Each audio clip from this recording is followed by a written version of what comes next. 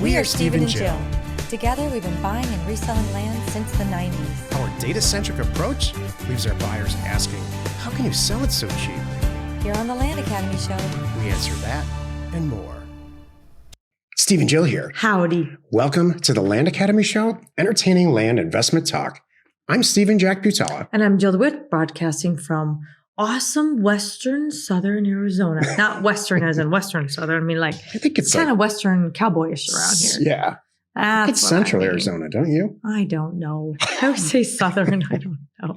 Because I can drive to the border in a couple hours. So that's why I feel like it's Southern. Okay. So I don't know. Today, Jill and I talk about your personal career advice from both Jill and I. Now, I took this a little bit career and because I heard personal. So I put career and like a life advice. I came up with three That's things. how I feel too. Okay, good. Because it always does tie together. Professional career advice would be something like, Get a recruiter. don't wear high tops. Don't wear high tops. Yeah, it's a work. Would you ever? Do you own? Have you ever owned? Yeah, I'm sure I did. Really? Yeah, I not, never not did. like the ones that the kids wear now. Okay. The kids. Not the $500 ones, I'll tell you that. Okay. Before we get into it, let's take a question posted by one of our members on the landinvestors.com online community. It's free. And by the way, if you are a Land Academy member, check us out. You can reach us on Discord too.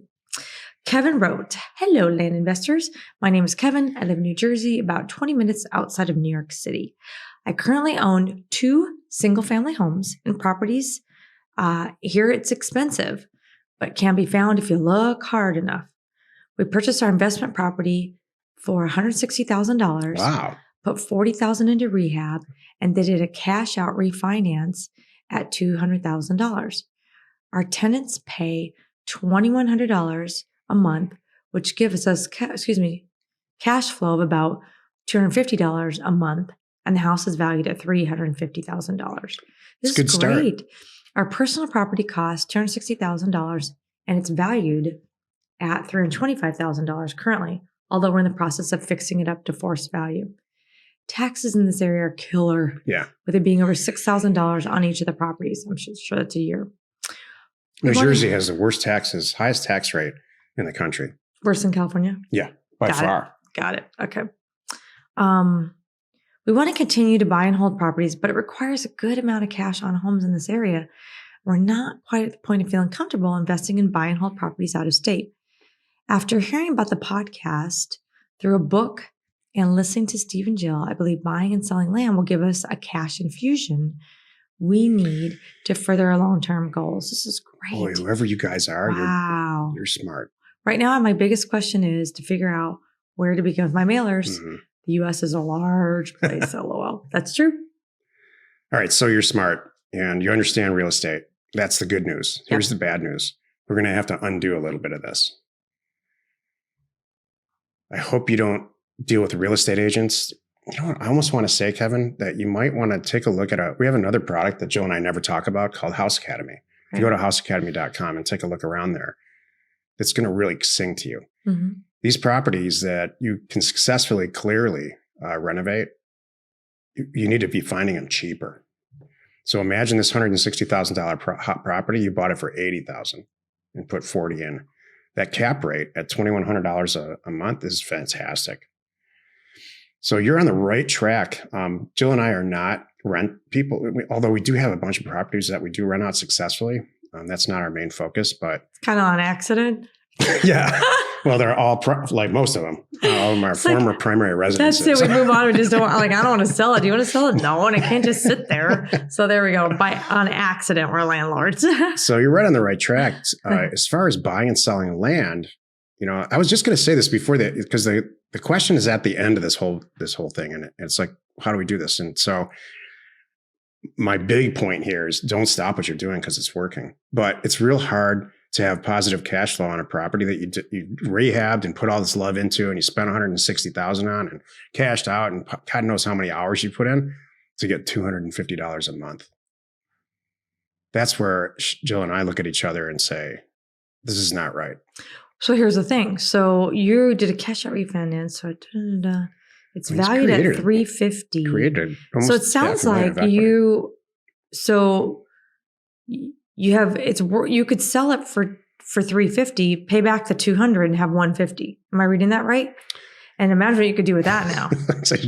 See, Jill's automatically thinking about selling these properties. Yep. She immediately gravitates toward that. I do. And I could kiss you on the lips for that. That's how you get out of that $6,000 a year too, by the way. Because nobody likes writing that check. So Jill, we were made for each other. I like that. And then you put that into something else, maybe a bunch of land.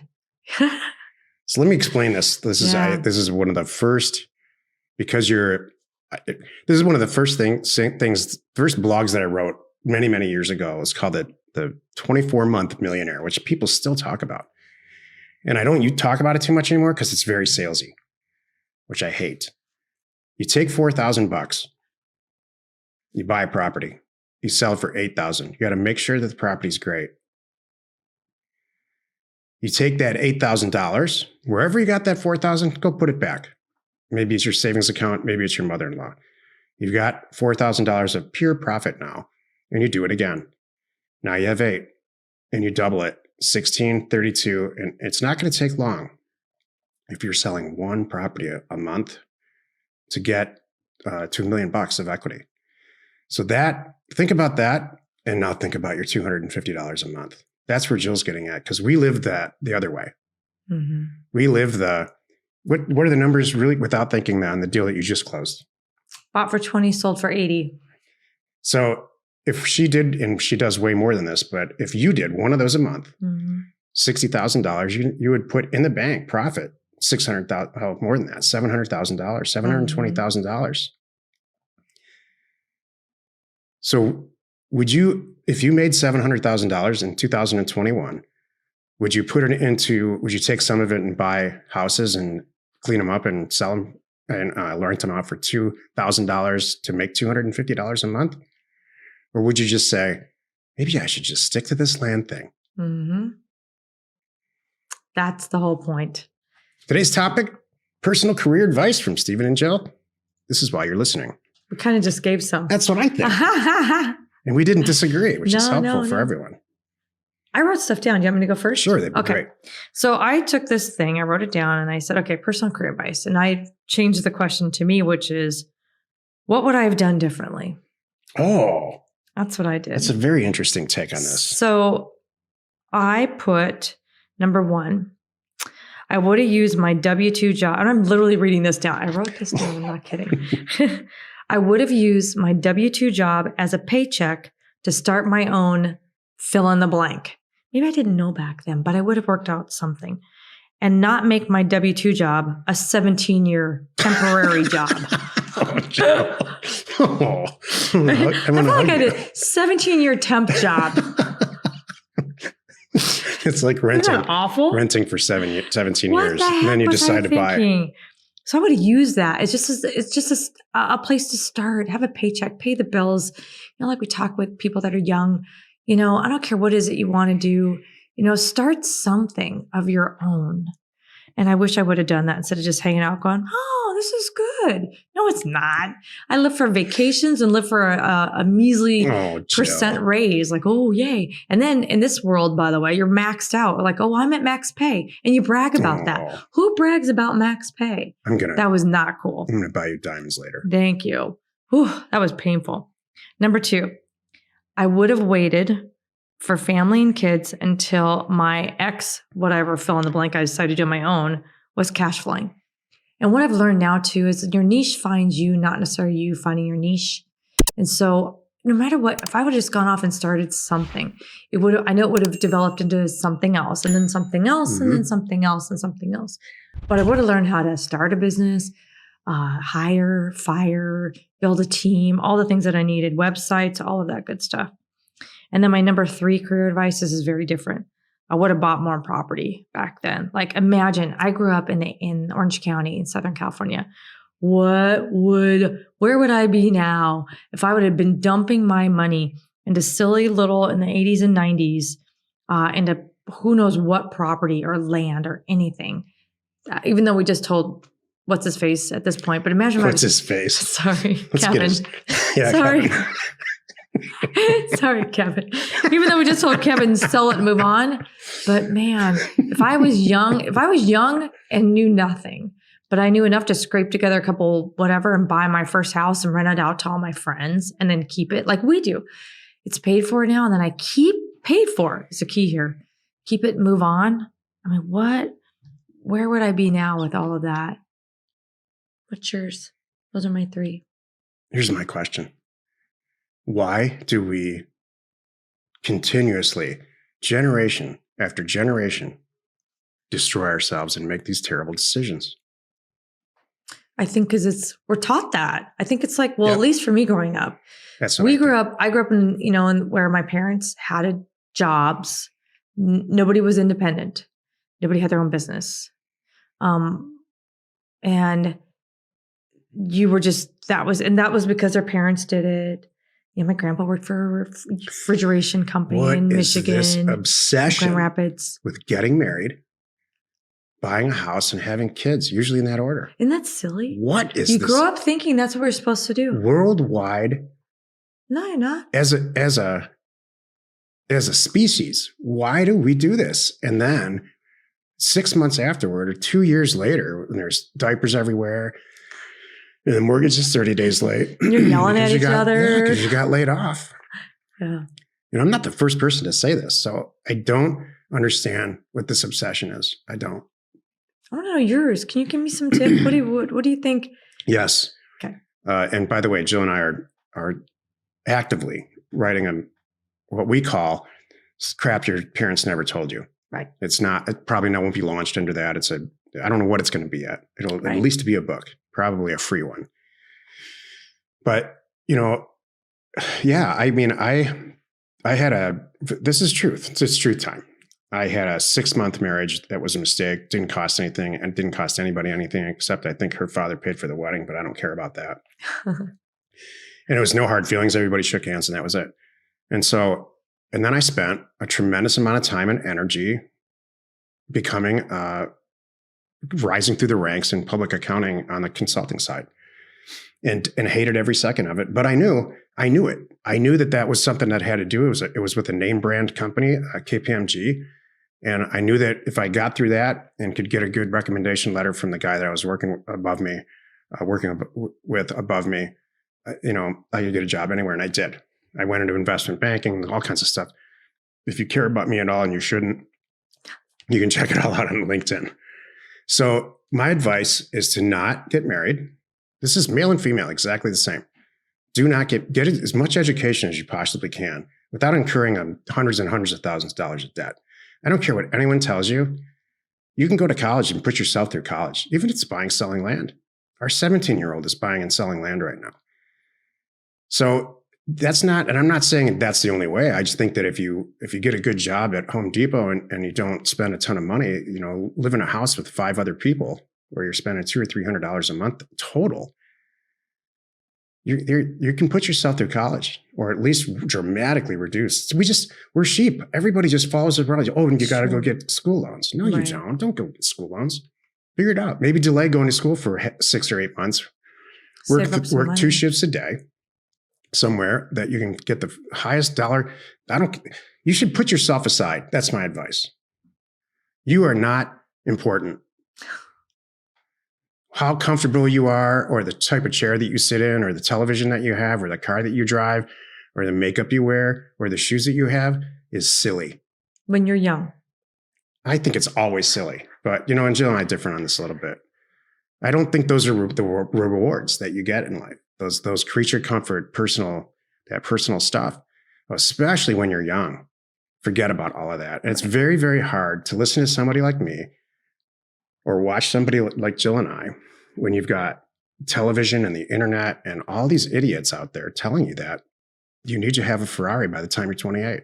That's dumb. Hopefully you never have one. Put all that stuff aside, get a great education, delay having a very serious relationship with somebody for as long as you can. If that happens, that's okay. Hopefully there's somebody like Jill that is on the same mindset where, Why is this so funny? I think you're awesome, but Uncle Steve said no relationships. I'm trying to imagine how that would go. Whatever you do, and I'm serious about this, do not have children. Oh, gosh. However that ends up happening for you until you're, I don't know, at 30s. least 35. Yeah. Jill might, I don't know. I'm okay with that one. Okay, good. I'm good with that. I was going to say 40, but Jill has issues. No. with 40. Yeah, that's not safe. So 30s are good. And if, let's say, I don't know, your career didn't work out or you're on your third career or whatever, then don't do it at all. It's very easy to, probably 50, 60% of our friends, maybe more, don't have children and they're happy as hell. Yeah. And very affluent and active and vocal about it. Mm-hmm. So you have to do this stuff in order or Whatever's right it's going to be a huge mess. No, I disagree with that. No. But whether you want to have kids or don't have kids, there's no right or wrong way at that. Well, some people want kids. I think that you wanted kids. Yeah, I did. Okay. I also had a bank balance in my mind that, I followed a plan. Mm-hmm. Have a plan. Like you can't succeed at Land Academy unless you have a calendar in front of you and you're following a daily plan and you're learning this on the first week. And we have a 10-week course that we're about to launch that keeps you right on track. Mm-hmm. So why would you go about your life not having that? Right. That's my point. I agree. You're right. So many people don't do that. They just go with the flow. Well, I guess everybody else is going to college. I guess I should do that. And I can't afford it. So I'm going to take out the loans like everybody else does. Oh, I guess I should do this now, get the job, and do this, whatever. I like that. A long time ago, I asked Jill this question and I'll never forget her answer. I said, what is it with all girls wanting to get married so bad, like around early 20s, mid 20s? And this is her answer without hesitating. This would never cross my mind. She said, well, all their friends on Facebook are getting married. Yeah, that's what's going on. That's it. I think it's peer I'm pressure. like, what? Yeah, there's a lot of girls. There's a lot of girls that are young and they're like, if I don't get married, what's it going to say about me? And it was Facebook back then. Now it's like, it wasn't my age. I didn't have Facebook then, but Snapchat or whatever the kids use now. So I say Facebook and I know I'm dating myself. But. Okay. Thank you for not saying, oh, shoot, I can't think of it right now, but the one before Facebook, it doesn't matter. It's funny. Here's some other advice because I know we're running over. Wherever the money is, go there. I've had experiences with people who say, this is what the town that I'm living in, and that's it. Mm. When you're young and you're unattached, if it's in Key Largo is where you're going to make $150,000 salary, or if it's in South Dakota fracking, then go do that. Mm-hmm. And while you're making all that money, spend $300 living in some awful place with idiot guys that you can't stand, because it's not about you at that point. It's about building the building blocks. And if you do all this stuff before you're 30, you're going to be done financially. And you're going to be happy and on your way to living the rest of your life. I see so many people make all these terrible mistakes between the ages of 17 and like 28. Mm-hmm. I could go on and on. I know you can. Do you want me to stop you or do you want to keep going? I can't decide. I just kind of took a back seat because this turned into like a little bit of a lecture rant. I'm like, okay. No, it's not bad. This 18-year thing is just awful, Joe. What do you do? Oh, my job thing? Yeah. Yeah. Well, stuff happens. I'm not alone. I'm sure there's people here listening that are going, yep, did that. You just got caught at the tail end of that gender. Did that. It's that terrible gender. I know. Bias. No, it's great though. Now we're here saving people. We saved our kids. Mm-hmm. Our kids have come to us and said, I don't want to do this kind of career, that kind of career. I said, great. That's awesome. Some kids want kids. Some of our kids want kids. Some kids say, I don't want kids. I said, great, because I'm not in a rush to be a grandparent anyway. Don't hurry up on my account. That's fine with me. There's nothing's wrong. And I know just when we were young, it was just not looked upon. And I'm sure for our parents, it was even worse. Our parents, you better, like if you should be a stay-at-home mom because moms didn't work, and I remember my mom, it was kind of weird even then that she worked. But, because my parents were always trying new things, and that was really good. So happy you could join us today. 5 days a week. You can find us right here on the Land Academy Show. Tomorrow, the episode on the Land Academy Show is called Jill's Recent Successful 11th Hour Land Upsell. you are not alone in your real estate ambition. That did go long. How funny is that? I didn't realize how long that we were talking about that. But I think it's really good. There's I know it was. 3 listeners left at the end. So. Well, there is that. If you're interested in learning more about us or what we do, check out landacademy.com and houseacademy.com. We provide the education, tools, and support you need to be flipping property like the pros.